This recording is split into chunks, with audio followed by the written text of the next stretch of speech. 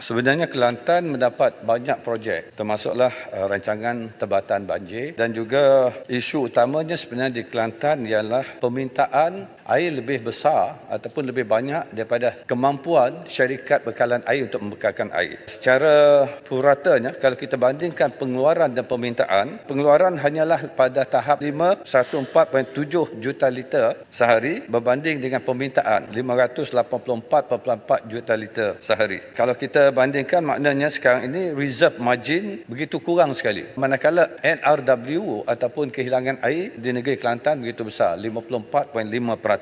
Dan sebab itu kalau kita melihat dalam konteks kerajaan persekutuan, apa yang kita buat ialah untuk membantu menyiapkan LRA di mana projek-projek yang akan dilaksanakan, satu di Cica, dua iaitu di Kubang Krian, di Gua Musang, Bukit Cupak, di Tanjung Mas, Kota Baru dan juga Tok Bali di Bacok. Ada yang dalam pembinaan, ada yang akan ditenderkan dan di Macang pun juga dijangkakan tender pada 2025 sebab masa ini sedang diperincikan dari segi desain dan sebagainya. Jadi projek itu memang ada dilaksanakan, cuma yang diperlukan sekarang ini ialah syarikat air dan kerajaan negeri kena bekerjasama untuk mencari jalan bagaimana pertama sekali menyelesaikan masalah loji rawatan. Masalah di Kelantan ialah kurangnya loji rawatan. Untuk di peringkat persekutuan memang kita membantu hanya dari segi sumber air itu sendiri. Tapi loji kena disediakan oleh Kerajaan Kelantan melalui syarikat mereka. Sebab itu yang Berhormat Perdana Menteri sebenarnya dah umumkan peruntukan 500 juta. Tapi dalam bentuk pinjaman. Kerajaan negeri nak minta secara grant. Tapi sebab itu bila penyelarasan tarif